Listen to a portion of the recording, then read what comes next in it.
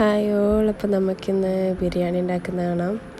അതിനായിട്ട് നമുക്ക് ചിക്കൻ ഫസ്റ്റായിട്ട് മാരിനേറ്റ് ചെയ്ത് വെക്കണം. അതിന് ചിക്കനിൽ മുളക് പൊടി, മല്ലിപ്പൊടി, മഞ്ഞൾപ്പൊടി, പിന്നെ കുറച്ച് കുരുമുളക് പൊടി, ഗരം മസാല, തൈര്, കുറച്ച് വിനാഗിരി വെച്ചിട്ട് മാരിനേഷൻ ചെയ്ത് വെക്കുക. ഓവർനൈറ്റ് വെക്കണം. എന്നാൽ കുറച്ചുകൂടി മസാല നന്നായിട്ട് പിടിക്കും. പിന്നെ നമുക്ക് ബിരിയാണിക്ക് വേണ്ടിയിട്ടുള്ള മസാല തയ്യാറാക്കുക. അതിന് വേണ്ടിയിട്ട് ഒരു പാത്രത്തിൽ ഓയിൽ ഒഴിച്ചിട്ട് കുറച്ച് ഉള്ളി, ഞാനിവിടെ 1 കിലോ അരിക്ക് 4 ഉള്ളിയും 4 തക്കാളി എടുക്കൽ, പച്ചമുളകും ഇഞ്ചി വെളുത്തുള്ളിയെല്ലാം സ്പൈസസ് അതൊക്കെ ആവശ്യത്തിന്, ഇങ്ങനെ കറക്റ്റ് അളവൊന്നുമില്ല. പക്ഷേ തക്കാളി ഉള്ളിയും അങ്ങനെയാണ് എടുക്കാറ്. അതുകൊണ്ട് ഫസ്റ്റ് ഉള്ളി ഇട്ടിട്ട് കുറച്ച് ഉപ്പും കൂടി ഇട്ടിട്ട് നന്നായിട്ട് വഴറ്റിയെടുക്കാം. പിന്നെ അത് നന്നായിട്ടൊന്ന് വാടി വരണം. അടച്ച് വെച്ചിട്ട് പിന്നെ വേവിക്കുക. എന്നിട്ട് അത് കുറച്ച് വാടി വന്നതിന് ശേഷം നമുക്ക് അതിലേക്ക് ആവശ്യമായിട്ടുള്ള 4 തക്കാളി മുറിച്ചതിടാം. അതും നന്നായിട്ട് ഒന്ന് വാടി വരാൻ വേണ്ടി വെക്കുക. അതിന് ശേഷം കുറച്ച് പച്ചമുളക് ബ്ലെൻഡ് ചെയ്തിട്ടെടുക്കുക, അത് ഇടുക. പിന്നെ പച്ചമുളക് ഞാൻ പറഞ്ഞില്ലേ, അളവൊന്നുമില്ല, ഏകദേശം എൻ്റെത് ഉണ്ടമുളകായതുകൊണ്ട് കുറച്ച് എരിവ് അധികം ഉണ്ടായിരുന്നു. പിന്നെ അതുകൊണ്ട് നിങ്ങളുടെ സ്പൈസിനനുസരിച്ചിട്ട് ഇടുക.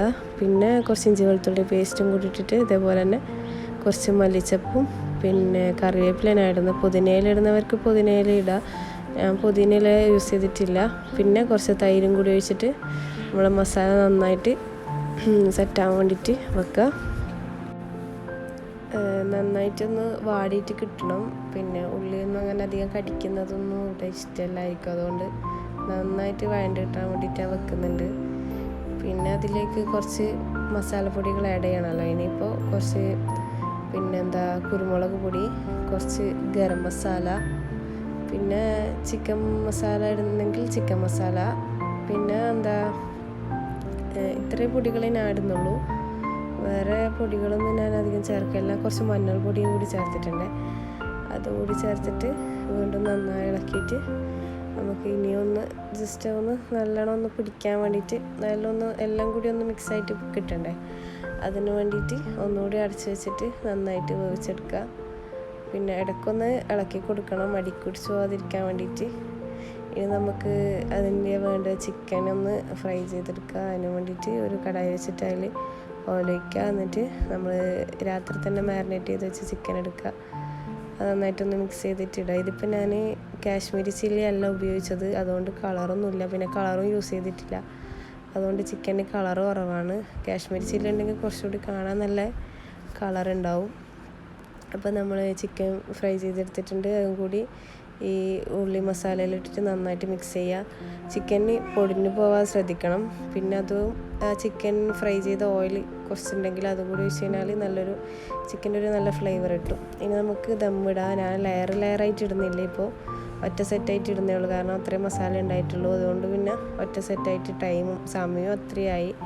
ഇന്ന് ഫുഡ് ഉണ്ടാക്കാൻ തന്നെ ലേറ്റായി. അതുകൊണ്ട് പിന്നെ ഒന്നിനും ഡിസൈൻ ചെയ്യാൻ നിന്നിട്ടില്ല. മേലെ ഡെക്കറേഷന് വേണ്ടിയിട്ട് ഉള്ളി പൊരിക്കുക, അണ്ടിപ്പരിപ്പ് മുന്തിരി ഒന്നും പൊരിച്ചെടുത്തിട്ടൊന്നുമില്ല. ഒന്നാമത് സമയം ലേറ്റായി. എങ്ങനെയെങ്കിലും ഒന്നിത് ദമ്മിട്ടിട്ട് കഴിക്കാമെന്നുള്ള തയ്യാറെടുപ്പായിരുന്നു. എല്ലാവർക്കും വിശന്ന് തുടങ്ങി. അതുകൊണ്ട് ഞാൻ ജസ്റ്റ് മല്ലിയില മാത്രം ഇട്ടിട്ട് ജസ്റ്റ് ഇങ്ങനെ ഒന്ന് ഡെക്കറേഷൻ ചെയ്ത് കൊടുക്കുകയും ചെയ്തേ. പിന്നെ ഇതിൽ പനീർ ഒഴിക്കാറുണ്ട്. പനീർ അതും ഉണ്ടായിട്ടില്ല. പിന്നെ ഉള്ളത് വെച്ച് ഒരു തട്ടിക്കൂട്ട് ബിരിയാണിയാണ് ഉദ്ദേശിച്ചത്. അങ്ങനെ കുറച്ച് സമയം ഒരു 1/4 മണിക്കൂറൊന്ന് ദമ്മിട്ടിട്ട് എടുത്തിട്ടുണ്ട്. അപ്പോൾ എന്തായാലും ട്രൈ ചെയ്ത് നോക്കുക. സിമ്പിൾ ബിരിയാണിയാണ്. ഇഷ്ടപ്പെട്ടില്ലെങ്കിൽ ചാനൽ ഒന്ന് സബ്സ്ക്രൈബ് ചെയ്ത് ലൈക്ക് ചെയ്ത് സപ്പോർട്ട് ചെയ്യണേ. അപ്പോൾ ഇത്രയുള്ളൂ. Okay, by.